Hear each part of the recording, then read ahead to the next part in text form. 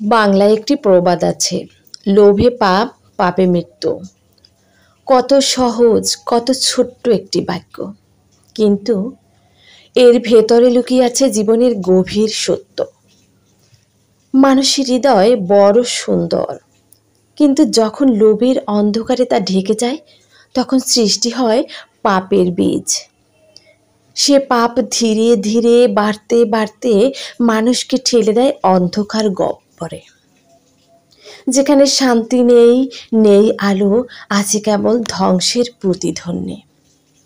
আমরা যদি লোভটাকে সংযত করতে পারতাম, তাহলে পৃথিবী হতো কলহহীন, সংঘাত ও যুদ্ধের দগদগে ক্ষত মুছে যেত।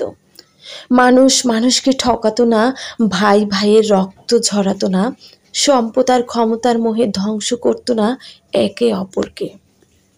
কিন্তু হায়, আমরা পারি না এই ক্ষুধা, এই মোহ, এই দহনের আগুনকে নিজের ভিতর আটকে রাখতে।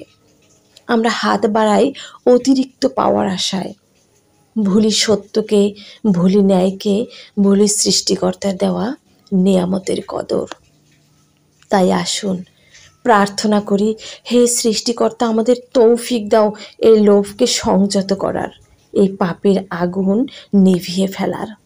আমরা যেন শিখি সন্তুষ্ট থাকতে, অল্পতেই খুঁজে পাই শান্তি, কারণ প্রকৃত ধন সম্পদ লুকিয়ে আছে সততা আর সৎ জীবনের ভিতরে।